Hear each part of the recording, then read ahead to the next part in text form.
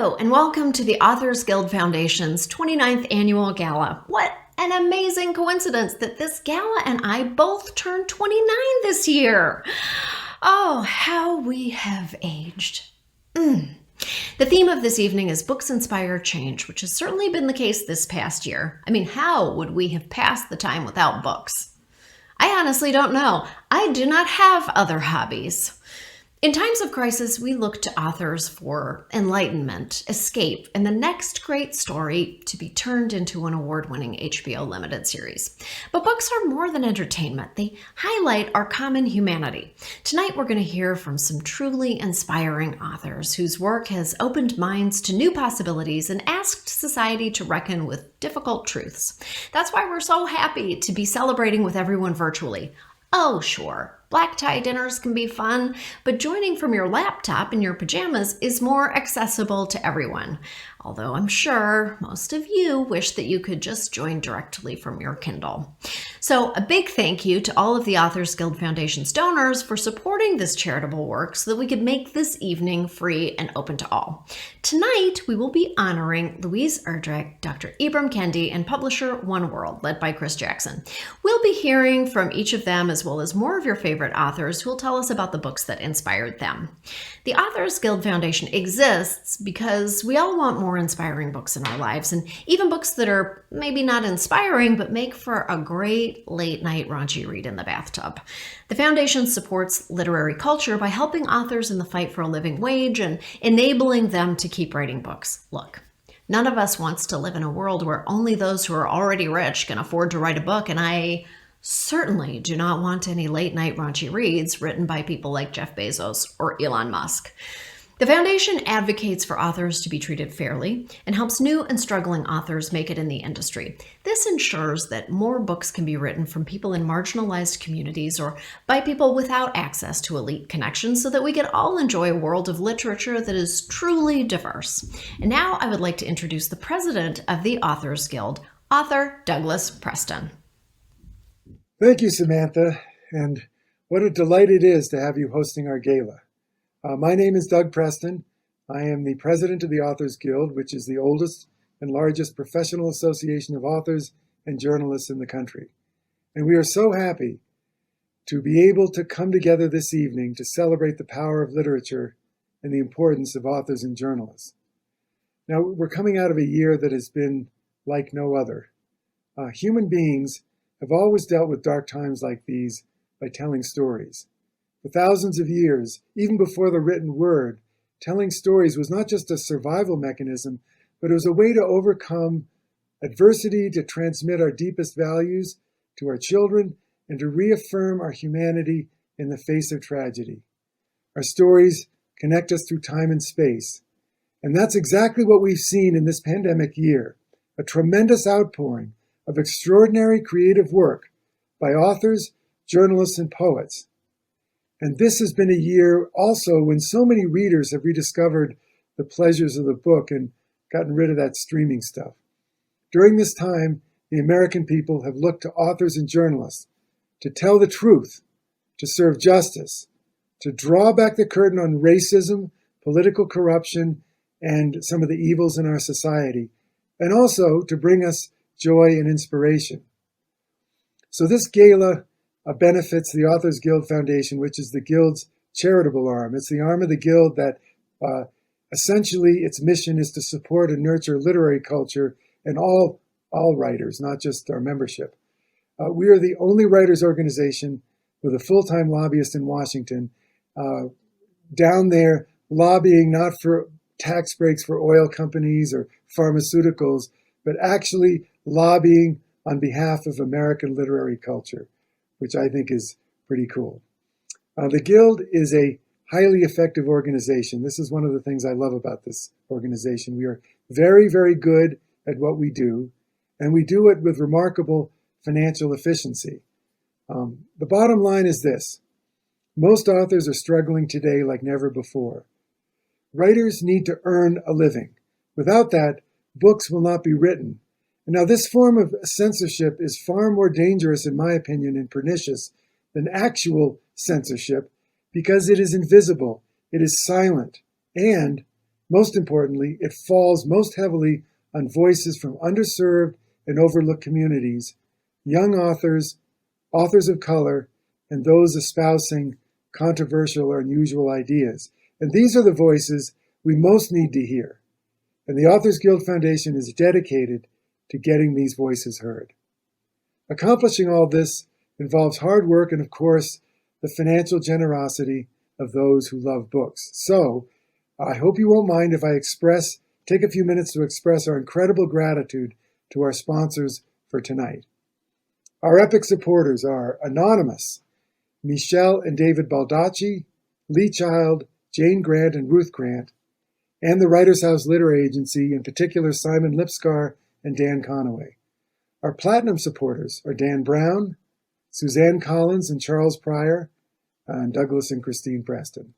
Our gold supporters are the estate of Wilma Carroll, HarperCollins Publishers, Penguin Random House, Laura Peterson, Diana Rowan Rockefeller.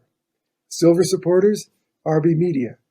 And bronze supporters, Amazon Literary Partnership, Sandra Brown, the estate of Aaron Frankel, Hachette Book Group, Macmillan Publishers, Catherine Neville, Roxana and Hamilton Robinson, Simon & Schuster, and Jane Stein and R.L. Stein. If you would like to join these donors, I would be very happy and thankful to you. Just please feel free to go to click the donate button at the bottom of the screen. Any donation is welcome. Every gift will make a difference. So tonight, we are very excited to be honoring 3 individuals for their incredible impact on American literature and our lives. Louise Erdrich, Dr. Ibram X. Kendi, and Chris Jackson of Random House's One World imprint. It is my great honor to present the Authors Guild Foundation Award for Distinguished Service to the Literary Community to one of my personally favorite authors, Louise Erdrich. Louise is a national treasure as a novelist and poet. Her work evokes emotional and visceral responses through lyrical prose, often telling the intergenerational stories of Indigenous and mixed-race Americans, exploring both universal truths and the specifics of the Native experience. Her novels include Love Medicine, The Plague of Doves, The Roundhouse, and, most recently, The Night Watchman. She has won the National Book Award, 2 National Book Critics Circle Awards, the Library of Congress Prize, as well as receiving wide acclaim from readers and critics for her remarkable body of work. She also serves on the Advisory Council of the Authors Guild, and she is the owner of a wonderful bookstore in Minneapolis called Birchbark Books, which is a shining example of an independent bookstore that provides a literary home to the entire community. So we are all grateful for Louise's many contributions to American literature, and I can't wait to hear a conversation with Rumaan Alam. That is going to be very interesting. My heartfelt congratulations to Louise Erdrich, and I only wish I could be there, Louise, in person to present you with this award. Later this evening, we'll present awards to Ibram X. Kendi and Chris Jackson, and we'll hear from many wonderful authors throughout the night. So thank you all for celebrating with us tonight. I hope to see you all in person in 2022. And now I'll turn it back over to Samantha Bee to continue tonight's festivities. Thank you. Thank you, Douglas Preston. Now let's hear from some incredible authors about the books that changed their world. I wonder if anyone has I Know I Am, But What Are You by renowned author Samantha Bee on their list. What's that? I'm being told that they do not. Well, I don't know if I agree with you. I guess we'll see. Take it away. Hi, I am Isabel Allende. A book that was really important in my life I read in puberty, hiding inside a closet with a flashlight, because it was supposed to be erotic, and I, being only 13, was not allowed to read it. 1001 Nights. This happened in Lebanon many, many years ago, and that book initiated me in the vice of fantasy and eroticism. And I think that both have been essential in my life and, of course, in my writing. Hi, I'm John Grisham. The first book I ever read that caused me to think about serious matters was To Kill a Mockingbird. I grew up in the racially segregated, very racist Jim Crow world of the Deep South in the 1950s and 60s. When I read that book at the age of 15, I realized that it took great courage to show tolerance. At the age of 15, I didn't have that courage.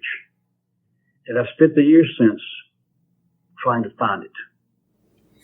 If I had to choose one book, I think actually it would be Little Women. It was the first time I understood that there could be a society of women who were concerned about war and peace and survival and helping their neighbors and still be unique individuals.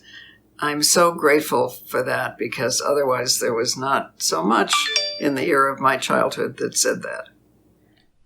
I'm Rita Dove, and the book has to be for me Shakespeare, the entire Shakespeare, but specifically one soliloquy in Macbeth.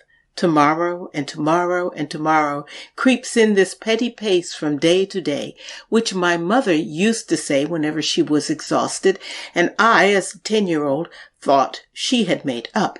And when I discovered this incredibly beautiful and apt quote in the Scottish play, in Macbeth, I was hooked.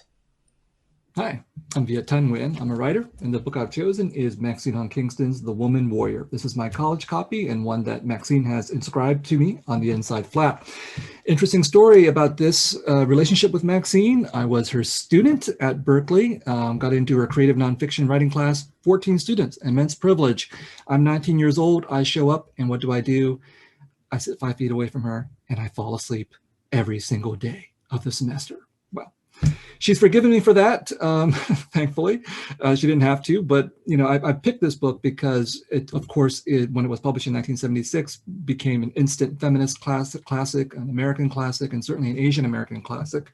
It's influenced so many writers, including me. It raises really critical issues around the ethics of storytelling, about the immigrant experience, about Asian American women's experiences.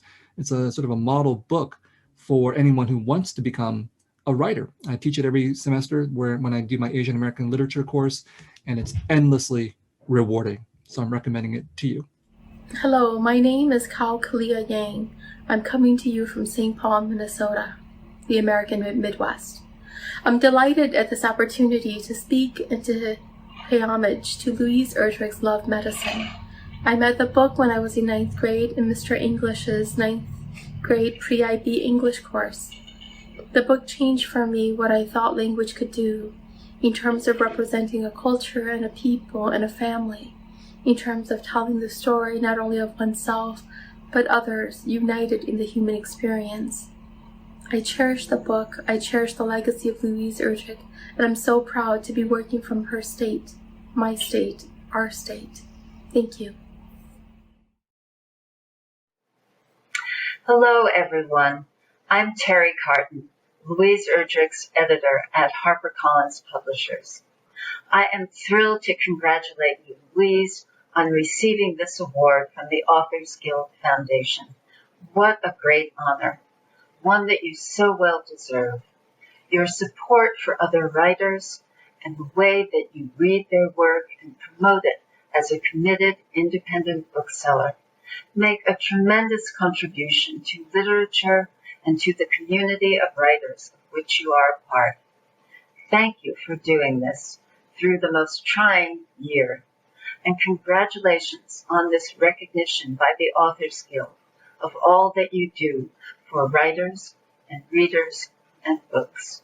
Bravo, Louise. I am very, very happy for you. Hello, my name is Jonathan Burnham. I'm the president and publisher of the Harper imprint at HarperCollins. Louise, I'm so proud to be your publisher. We've had such a long association with you over countless brilliant novels, short story collections, poetry collections, essays. It's an incredible, long, deep link between a publisher and an author. And congratulations on this award. You're such a great advocate for other writers, both as a bookseller, but also as a force out there. Thank you for everything you do, and all the best from everybody at HarperCollins. Engaging conversation can be just as important as engaging books, although it lacks that incredible leather-bound smell. Like books, conversation can have the power to unite people from different backgrounds. I believe the world would be better if more people just got together and talked. I also believe it would stop my neighbor from leaving me passive-aggressive notes on my car. So I'm delighted to present Louise Erdrich in conversation with Rumaan Alam. As you know, Louise Erdrich is tonight's honoree for distinguished service to the literary community. Her entire body of work is singularly powerful, including her most recent novel, The Night Watchman. And Rumaan Alam is the National Book Award nominated author of Leave the World Behind. Let's see what they have to say. I'm Rumaan Alam, and it's such a great pleasure to be here tonight as a guest of the Authors Guild to speak to one of my heroes, Louise Erdrich.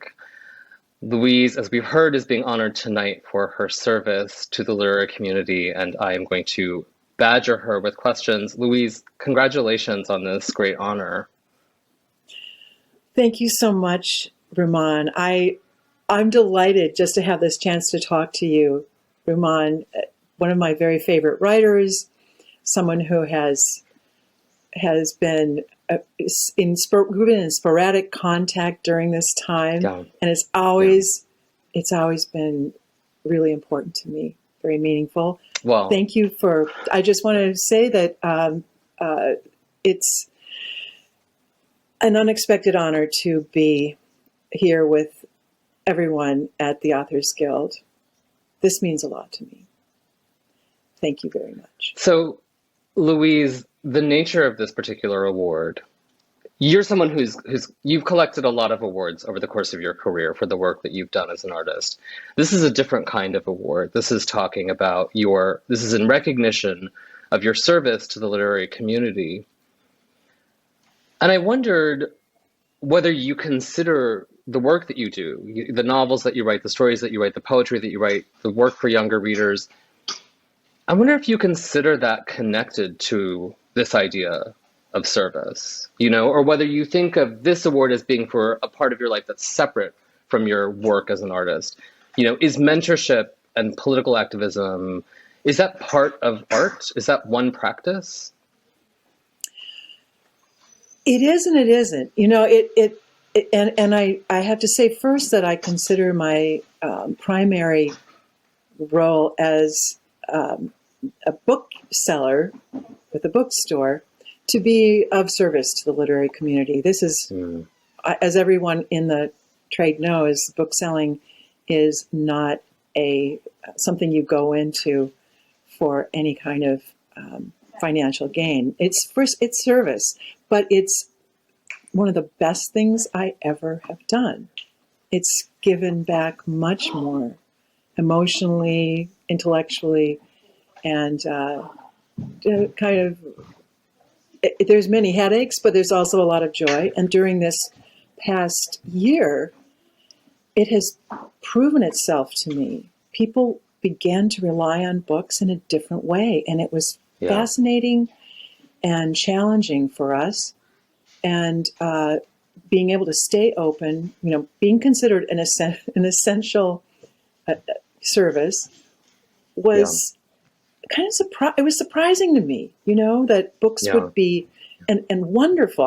Of course, I think books are essential, and you think books are essential. Yes. But that so many people in the rest of the world would come to say, this is the time when I need a book. I need to be with a book. It's a time when I want to connect with another consciousness, alive, dead, another consciousness. And that's what books are really about, more so than any other form of art, perhaps than music. When we started this conversation, you were talking to me about the book that you're working on now. So you are engaged still in the practice of being an artist. And I wonder, as you are writing those pages, as you are creating that story, is the political or cultural import of that particular story on your mind, or are you just working in a more pure, I am an artist, I am free kind of way? I always want to be in that I'm only an artist. I'm everything else. Shut out the political. No, but it always is there. And from the first choice that you make as a writer, it's there, and it's not something you can really ignore. And so you begin to feel that it has to be part of the work somehow. And I think that's the challenge, how to make it seamlessly part of the work without falling into some sort of polemic. It's the same thing as becoming sentimental for me, which is one of my, one of the things I, as a parent, is always where I'm most vulnerable. But becoming sentimental or becoming political in the work is something I really try, becoming overtly political or sentimental is something I'm always trying not to fall into. It's like the quicksand of writing, the writing process for me. Do you think that the book actually possesses the power to do something, to change the way people think, to change the way society functions? Well, I love this study that was done maybe about 5 years ago, where people were given different texts to read and then scored on an exam that was like pre-book empathy or post-book empathy, and came out with more understanding somehow after reading not just any text, but it had to be literary texts. And I thought that was very interesting. If it wasn't a literary text, giving that insight into another human consciousness, it didn't seem to work, but there was a marked difference. And that gave me that startled me, except that I knew it was true. And I think, do you know it's true as well? In a way, because how you respond to books? Yes, I want to believe it's true for all readers. And I think about you saying that for you, the sentimental is like, that there are rails, that you don't want to be too sentimental and you don't want to be, you're not writing political invective. You have to sort of sit in between those poles and talk to a reader gently and directly. Do you think that the art has that responsibility? Do you think that if you're engaged in writing a book, you have to be thinking about what it's saying, and that there's a responsibility for the artist to know what they're saying directly to their reader? Or do you think that there should be a freedom from this notion of service or community, that there can be a sort of pure art that's not concerned with our politics? I do think there should be both, but I think if you're writing, even if you're writing something that you feel is pure art, let's take the last part of the Copenhagen trilogy, this book that I read a couple of months ago, in which I think the author is writing as though this is only, I'm only writing down my life, what happened, or maybe she's fictionalizing some of it, but it doesn't seem as though she wrote it for other people to read. And yet it's incredibly political in its treatment of gender violence. We would give it lots of labels now, and maybe in the past as well, different words.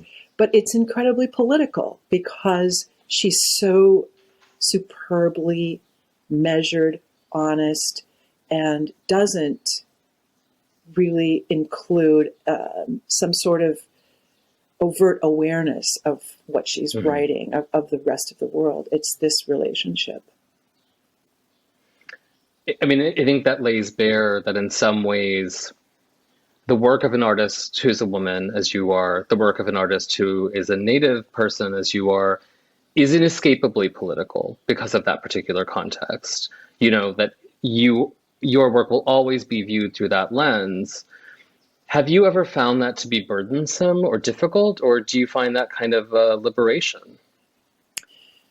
I early on decided that I couldn't care a lot about what perception.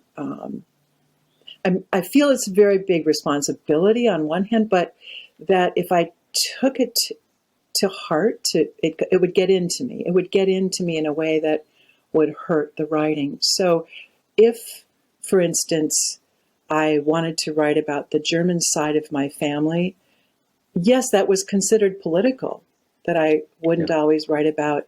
In fact, there was, I remember a headline, Louise Erdrich should go back to the reservation. This was for the Beat Queen, you know. And in fact, I met the person who wrote that review, and he said, I shouldn't have said that. But he didn't actually say, this was a headline, but that was basically, that was the review, is stick to what you know. But I know because I'm a marginal, my identities are always marginal. And I've become, I don't want to become comfortable in my life. I think that's, I don't know who said this. Someone said that's the wolf at the door when a writer becomes too comfortable.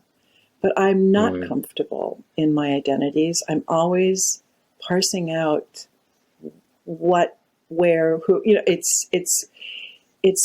that's when you're a mixture of backgrounds, it's political only because you don't land on the exact identity that people expect all the time. You know. Do you feel among those responsibilities that I think maybe every writer feels a certain kind of responsibility just from sitting down from page one, but do you feel a desire in your work to provide more? So you mentioned earlier, like, you're seducing from the beginning. It's storytelling practice, and your books, that is one thing that I think is so consistent across your body of work, is this interest in telling a good story. But my sense is that you feel a responsibility as well to tell a story with some significance, to tell a story that maybe hasn't been told or hasn't been heard. Maybe. I think these stories have been told, but maybe they haven't been heard. So I think personally, looking at your body of work, that the work itself is a component of the service. Do you think that's true, or does that not matter to you? It matters a great deal because I grew up, it's the way I grew up. I didn't think about my identity at all. I was just who I was in a small North Dakota town with a Ojibwe mother and a German father. So it wasn't something that became part of my awareness until I left. And then it became an enlarged part of my awareness once I started writing.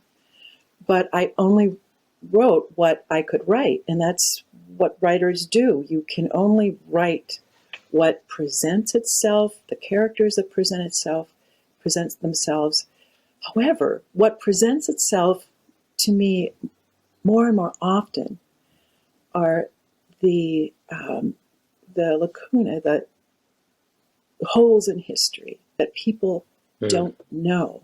That's why I wrote about the termination policy. And I see this in particular with Native people because of the tremendous ongoing erasure that began, over 500 years ago. But that erasure was on so many levels: physical, cultural, and in terms of it was, we went from an extermination to an acculturation policy in the last century, and now there's an enormous attempt and a successful attempt, I really have to say, to revitalize Native culture, Native language.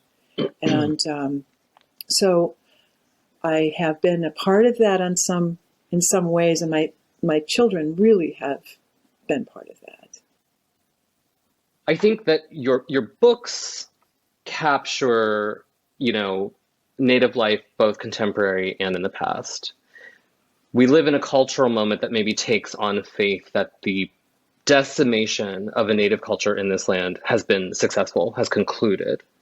But I'm struck by hearing you say that that's not true, that there is in fact a project of revitalization. And I think that this is a project that you are a very active participant in outside the work in your novel. So I'd love to hear you talk a little bit about what you're doing, especially your relationship to language.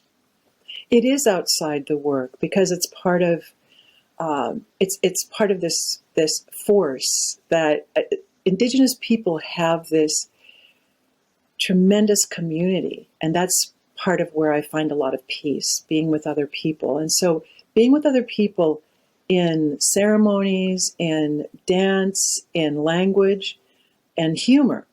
I mean, it's always funny to be with people, and you can't I can't really live without that. I can't. I grew up with this, so I can't live without it. And it is outside of the literature.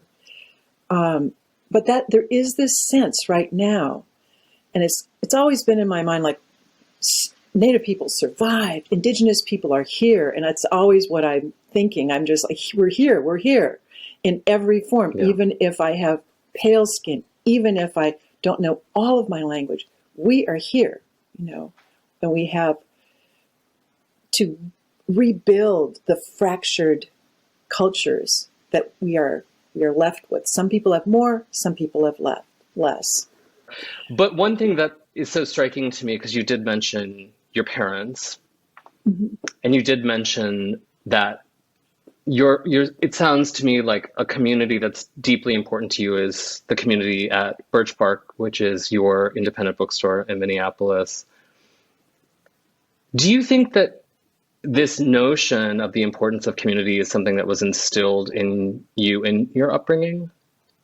Absolutely. I mean, my tribal nation, the Turtle Mountain Band of Chippewa, I'm a Pembina band member, and it was always important to me to be part of that community. And it was important to me to be part of my small town community.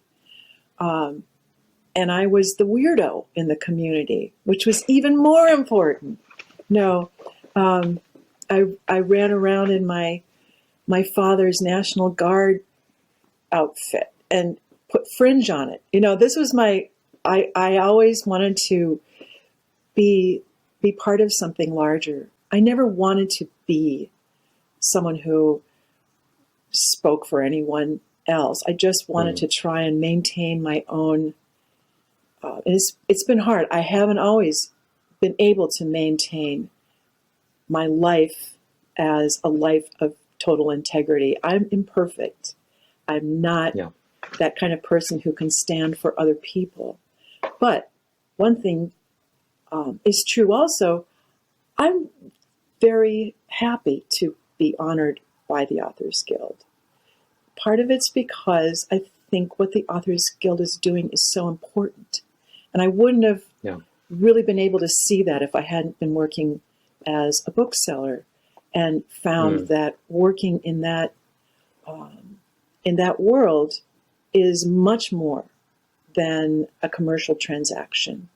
And what we do, although it's much more than a commercial transaction, is also very deeply based on the fact that we have to survive, that for art to survive, we have to have the advocacy to allow us to survive.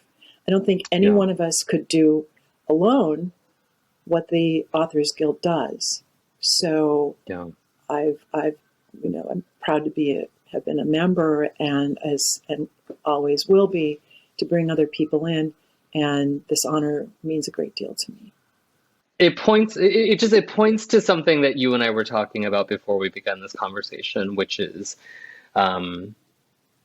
your bookstore, and the importance of the book to all of us in a moment of crisis. And that's what this last year has been. It's been a moment of crisis. Yes. And if you have to look for the silver lining, I think that is a silver lining, this rediscovery that the book really does matter, not just to people like you and I who we care about books because it's our life and our livelihood, but to the culture more broadly. And that makes me feel a sense of optimism I guess I want to hold on to that, you know?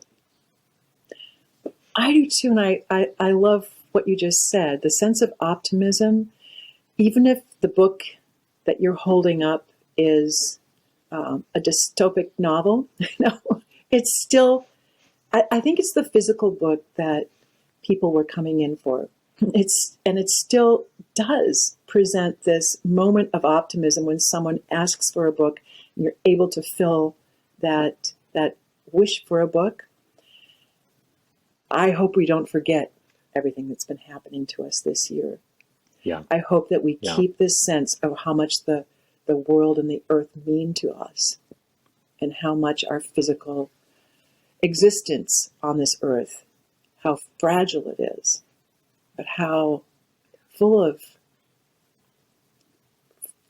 extraordinary life this world is, how meaningful.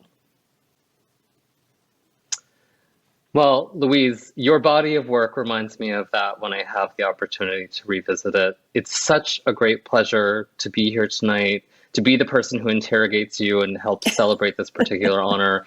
Congratulations. Really, on behalf of everybody watching, on behalf of the Authors Guild, I will just presume to say thank you for what you have done for readers, for writers, for literary culture the world over. This award is much deserved. I love talking to you, Rumaan, and thank you.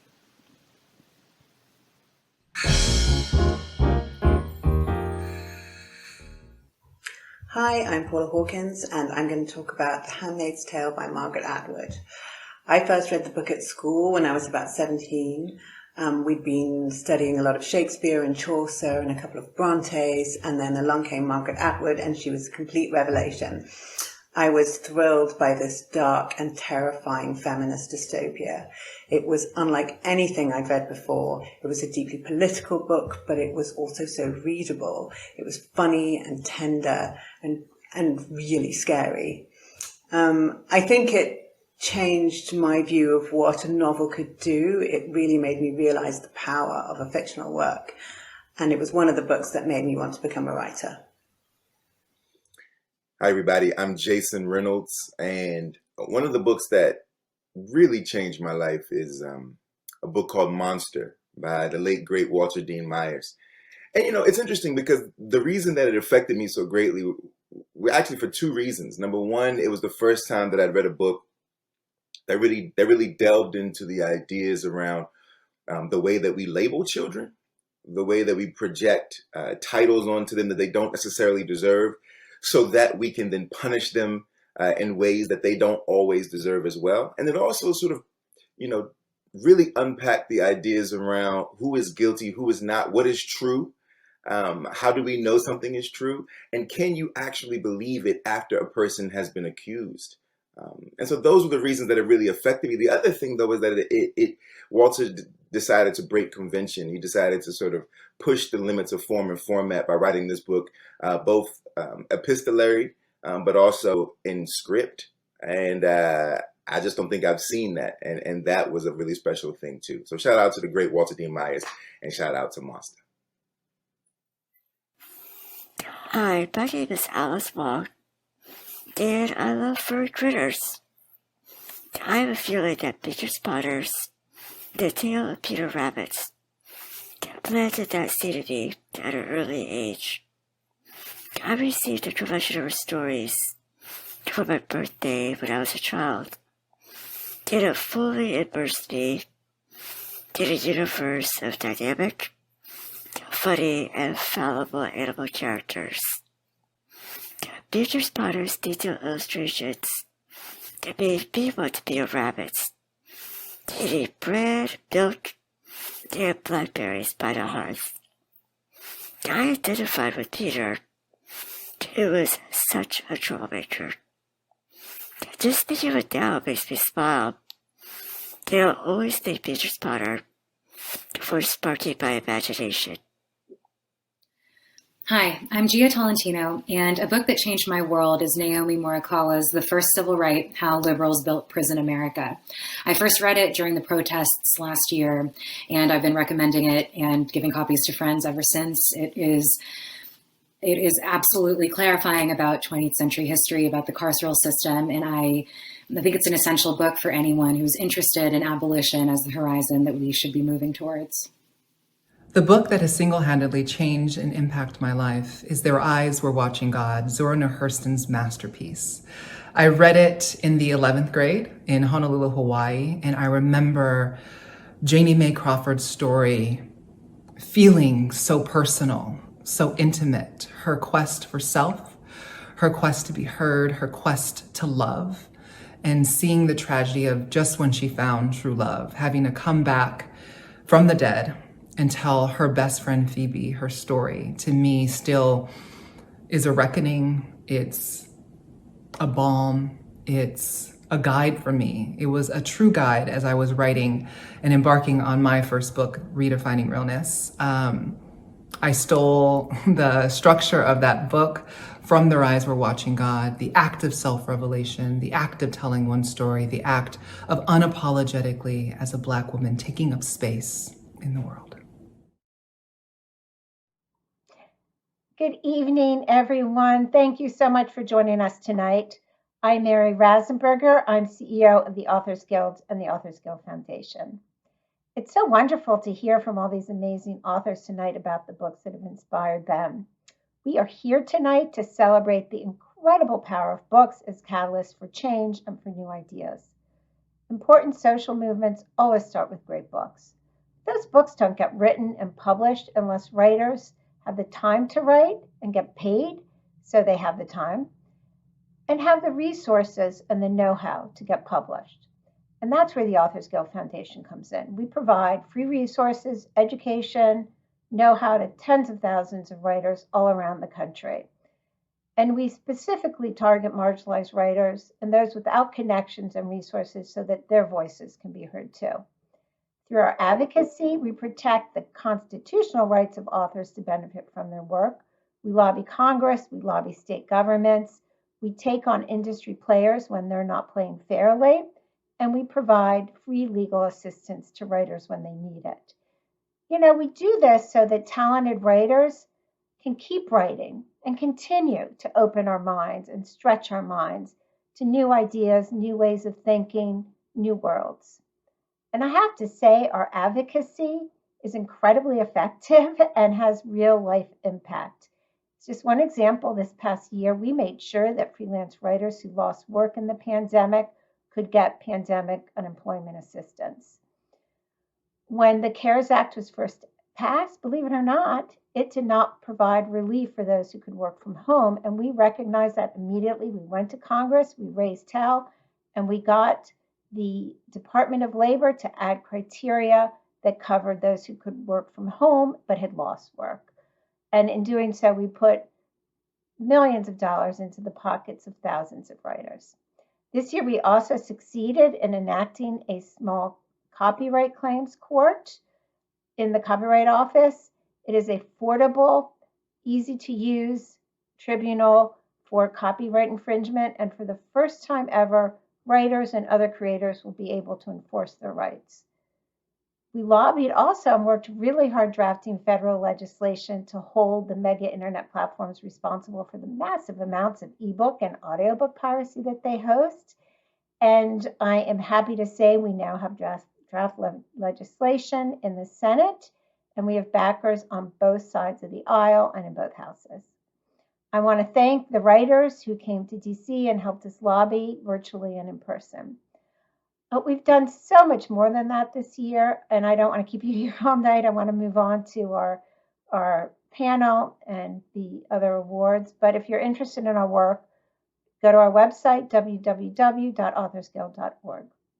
Needless to say, we don't do any of our work without the support of our generous donors, so I want to thank you all from the bottom of my heart.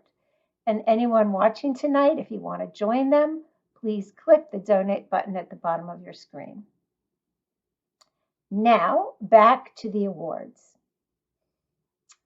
Ibram Kendi, I'm honored to present to you the Authors Guild Foundation Award for Literature that Inspires Change.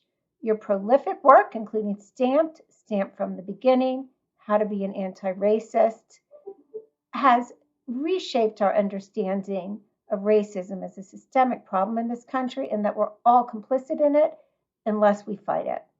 And with the recent powerful collection, 400 Souls, you've created a new and truer form of historical understanding and reckoning. Ibram, thank you so much for your powerful work.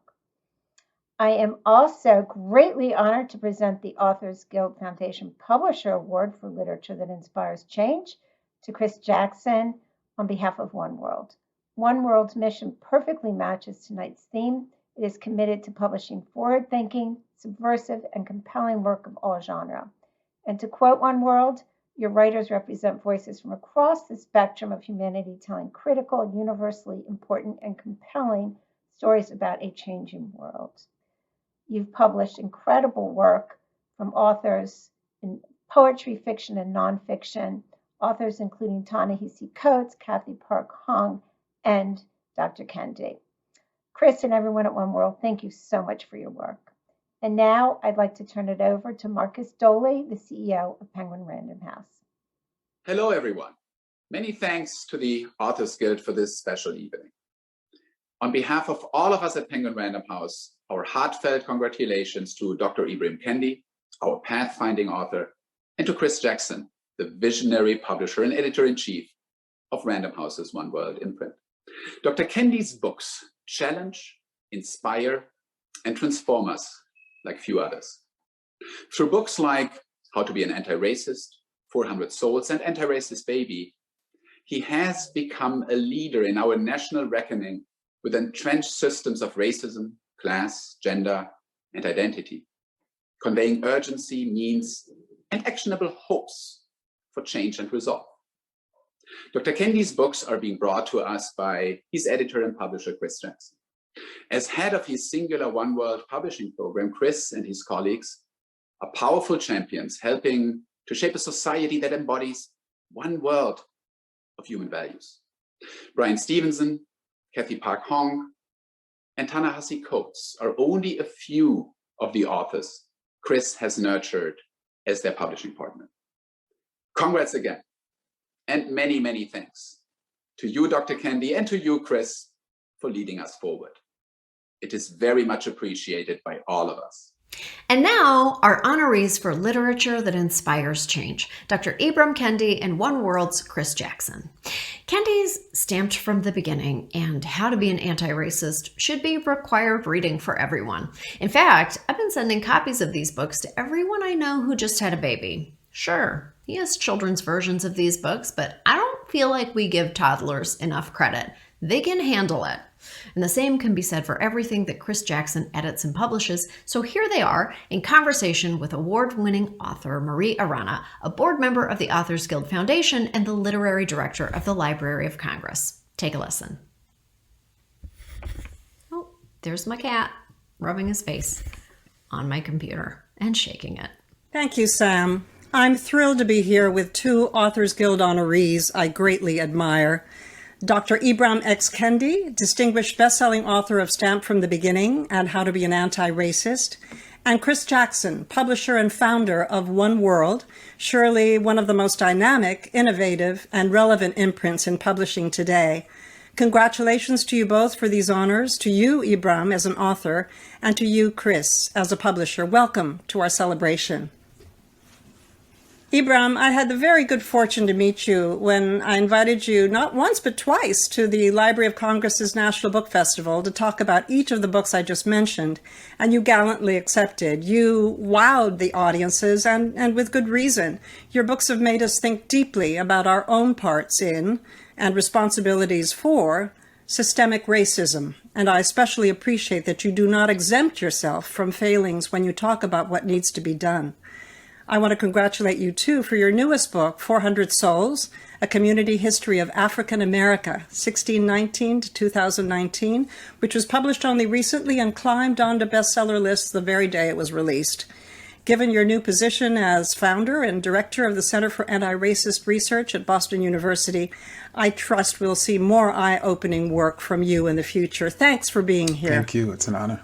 Chris, as someone who has been knocking around the publishing industry for many years now, I want to thank you for One World's extraordinary contributions to book culture. Let me just name a few of your releases for our viewers' edification.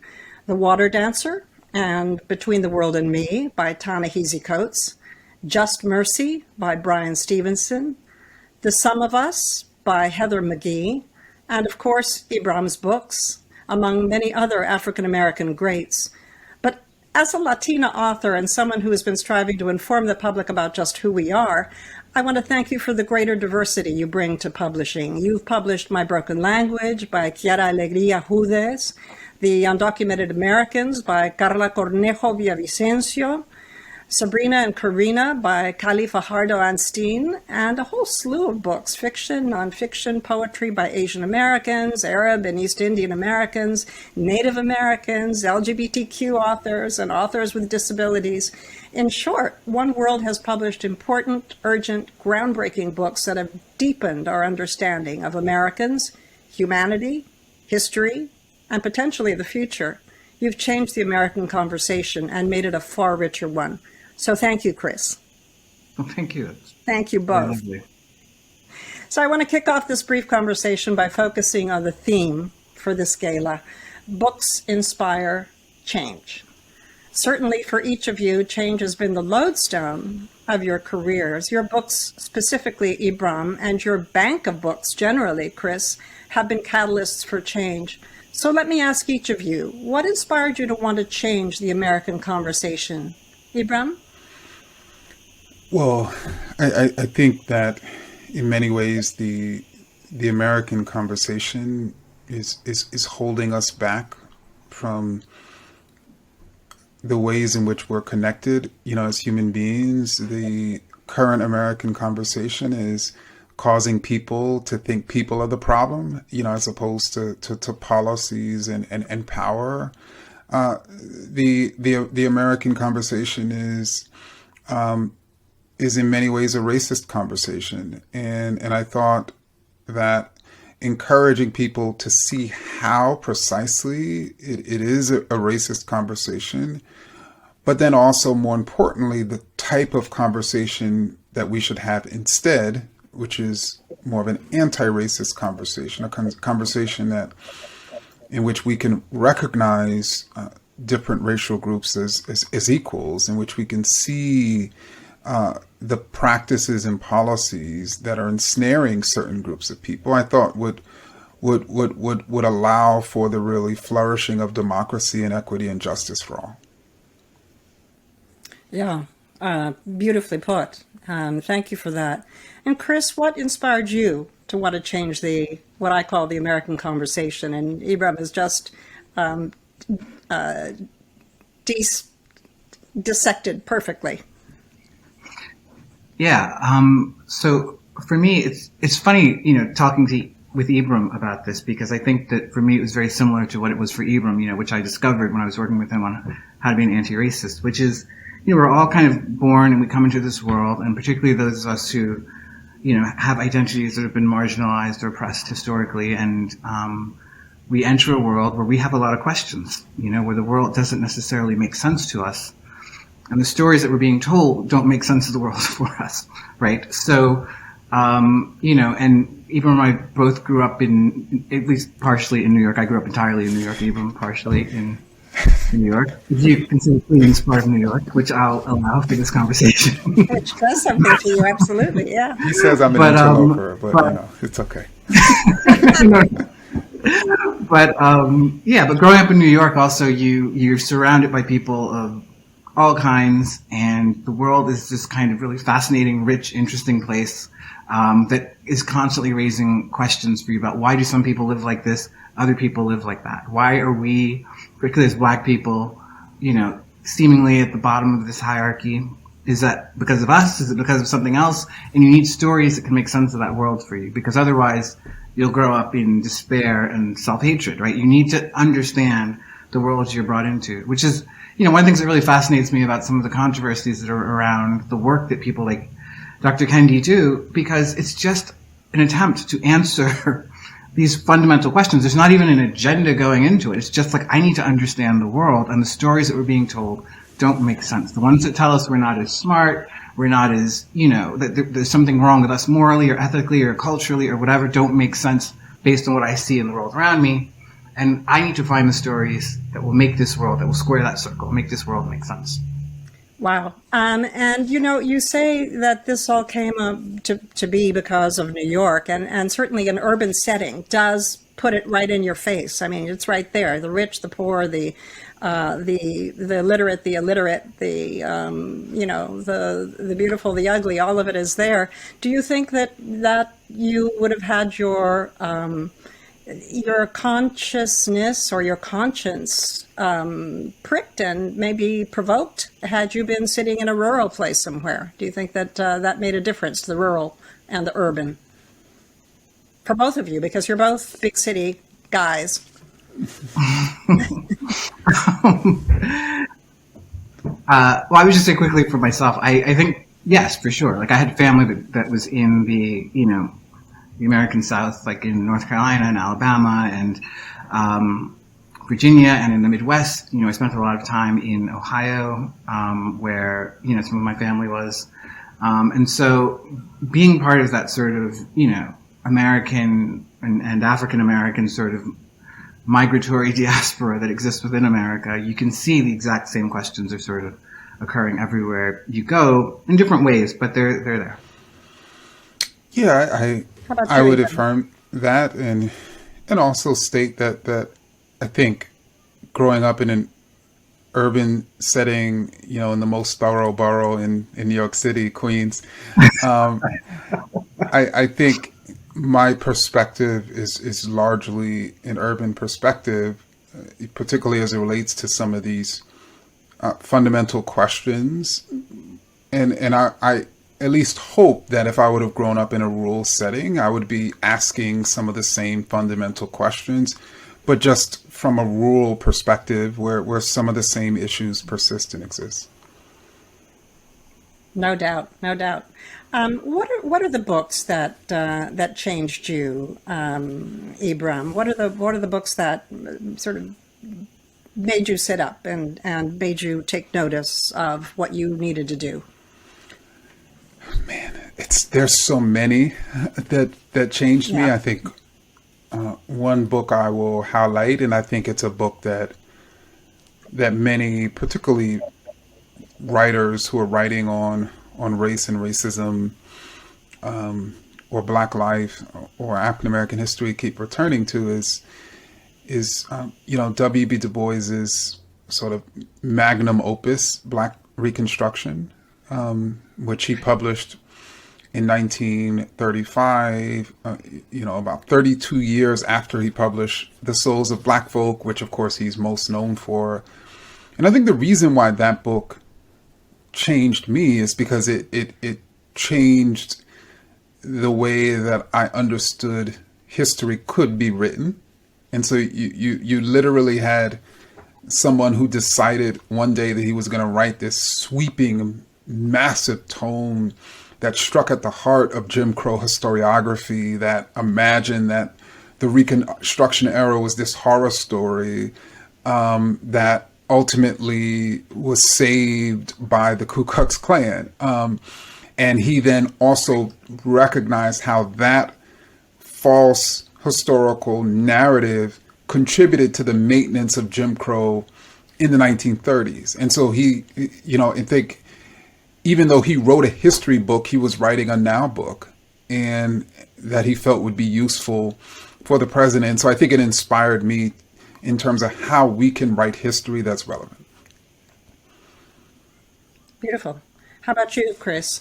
Was there a specific book or books? Yeah, well, there's so many books. I mean, it's true of anyone, I guess, who reads. But, I think, a book, I'll just talk even just as a publisher, a book that I think changed me was, you mentioned that we publish Bryan Stevenson's Just Mercy. Working with Bryan on that book was probably, transformative for me in a lot of ways. I mean, first of all, in that Brian himself is such an extraordinary figure.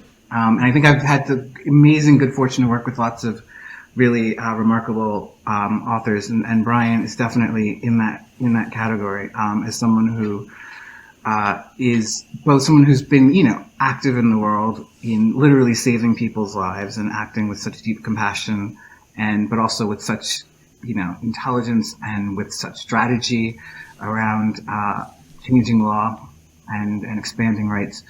But also someone who's just a really good storyteller, like an extraordinary storyteller. I can't even overstate that. But the thing that he taught me in working on that, and it's something that he says all the time in his speeches and whenever he's, in interviews, is this idea that's so important to him, which is that, proximity is what opens the door for justice, right? We have to get close to problems and to people. We have to actually get in the room before we can really even understand, who we all are and care for each other the way that we need to care for each other. And as an editor and as a publisher, that's been one of my real sort of guiding lights, because I feel like the books that we publish, we are always trying to figure out ways to get as close as possible to the stories of people and the ideas that people have, and to kind of close that distance between the reader and this sort of vast world of experience, because that's the key to justice is proximity. And that's something that can happen through literature, which I think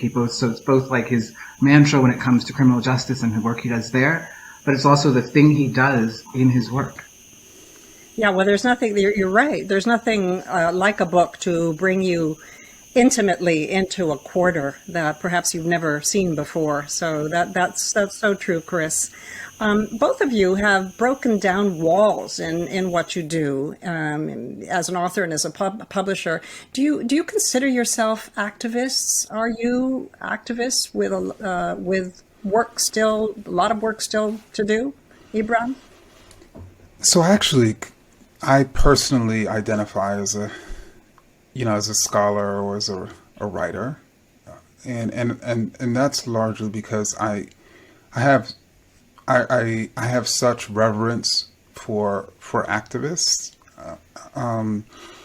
and even in How to Be an Anti-Racist, I ended up sort of defining an activist as someone who has a record of power and policy change, and so I'm more so, at least my work has largely been shifting narratives, which presumably, of course, has led to some policy and power changes. But I just don't think everyone should be identified as an activist, just as I don't think everyone is a writer, right? And there are people who write books who may not necessarily themselves identify, as a writer.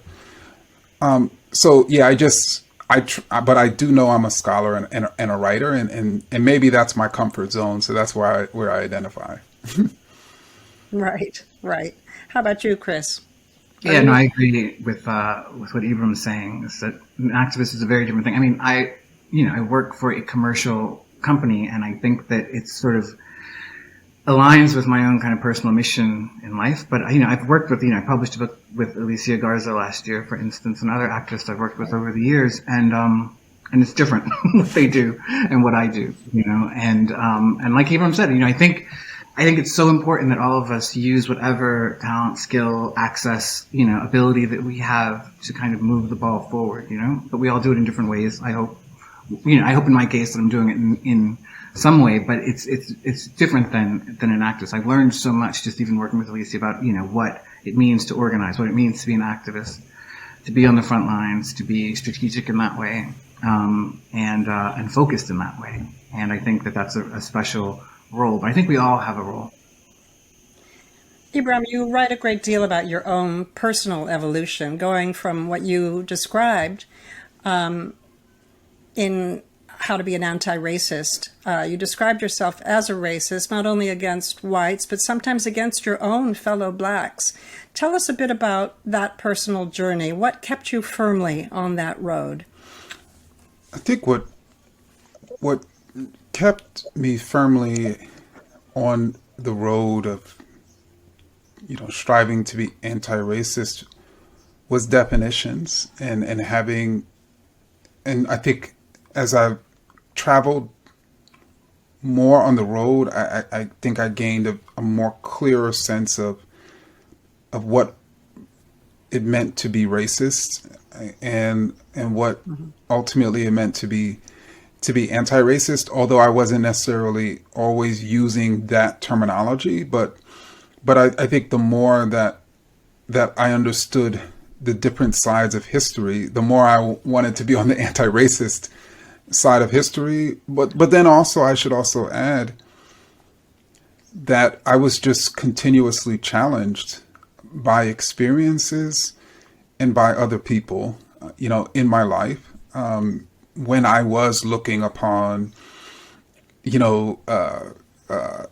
white people as evil, or when I was looking upon black poor people as deficient, or black women as the problem, or, I had people continuously challenging me, causing me to realize that the problem was actually those ideas, as opposed to the people. Well, you described that so wonderfully in that book. And Chris, you've enriched our lives with a great array of publications. Can you tell us about a childhood memory or a galvanizing experience that predisposed you to your career?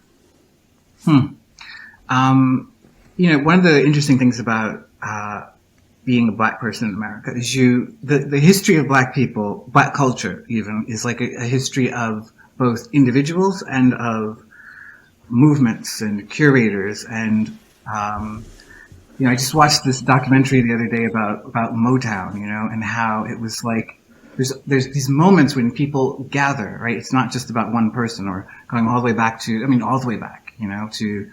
whatever, the Niagara movement or the Harlem Renaissance, or there are these moments in history where you see that change happens in a collective way, right? It's not just through like one individual. And that was something that always like fascinated me as a kid when I would read these stories. I mean, also just general stories about, movements in art, movements in politics, across history. It was always, kind of this fascinating idea that you can, instead of feeling like you're just this sort of node in the world, that you can actually connect, and so being in that role of curation and connection and support and collaboration, just struck me as being essential, and essential to any kind of movement for change. One of the things I admire so much about Ibram is that he could be, the standalone intellectual, scholar king right now, if he wanted to be, but it's always been about how do you build institutions? How do you bring more people in?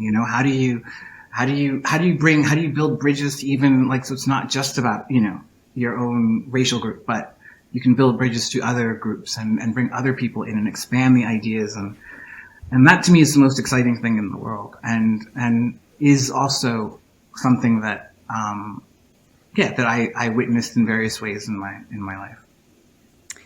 Well, that's really inspiring. Thank you, Chris. Thank you, Ibram Kendi, Dr. Kendi, and Chris Jackson, for all the work you do to open minds and take the American conversation to a new place. It's been wonderful chatting with you.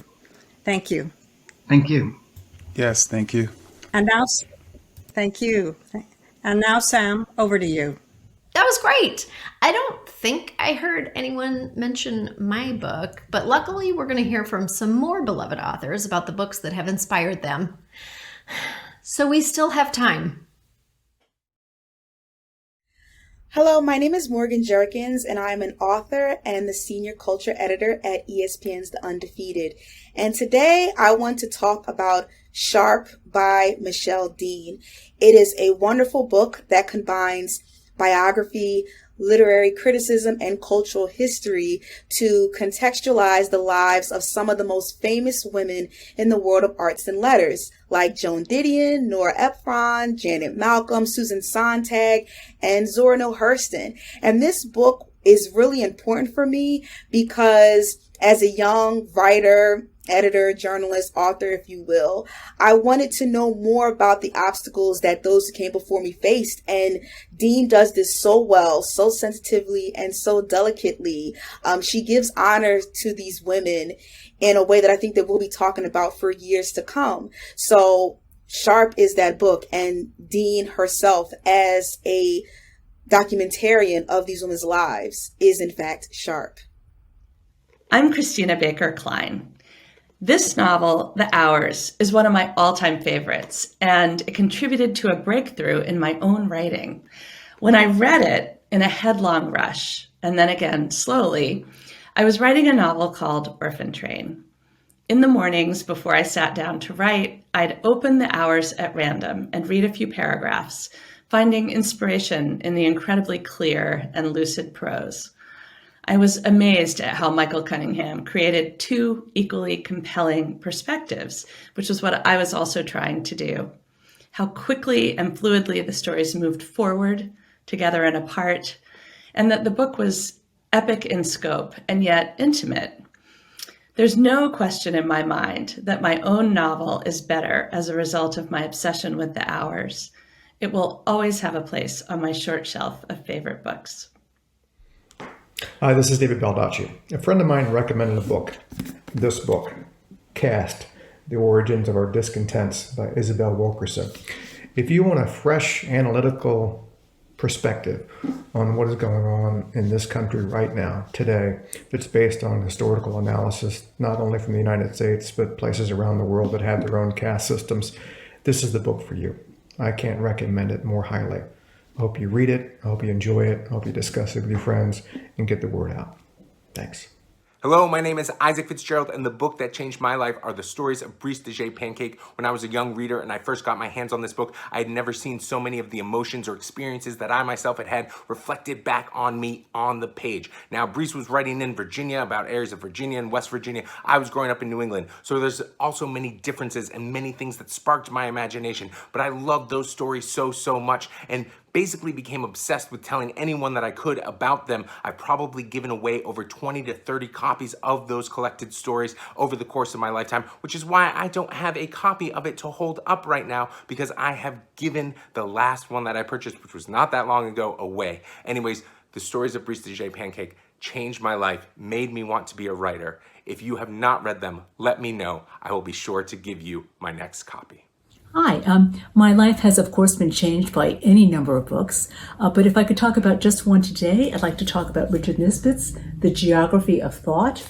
This is how Asians and Westerners think differently and why. I am the daughter of Chinese immigrants.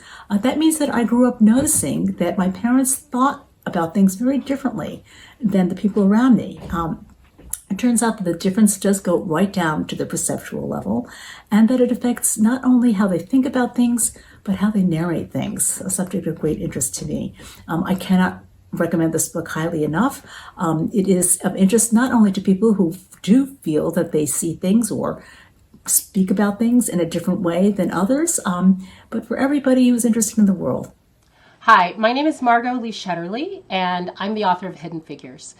We always think of the great and serious books as the ones that inspire our lives, and that has certainly been true for me. But sometimes it's humor and a great story that sparks our imagination. One of my favorite books is The Westing Game by Ellen Raskin.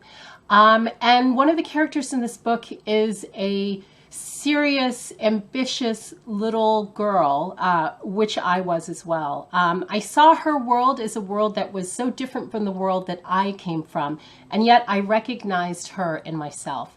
I think the best books make us see what's been inside of us all along. Once again, congratulations to Louise Erdrich, Ibram Kendi, and Chris Jackson and his team at One World.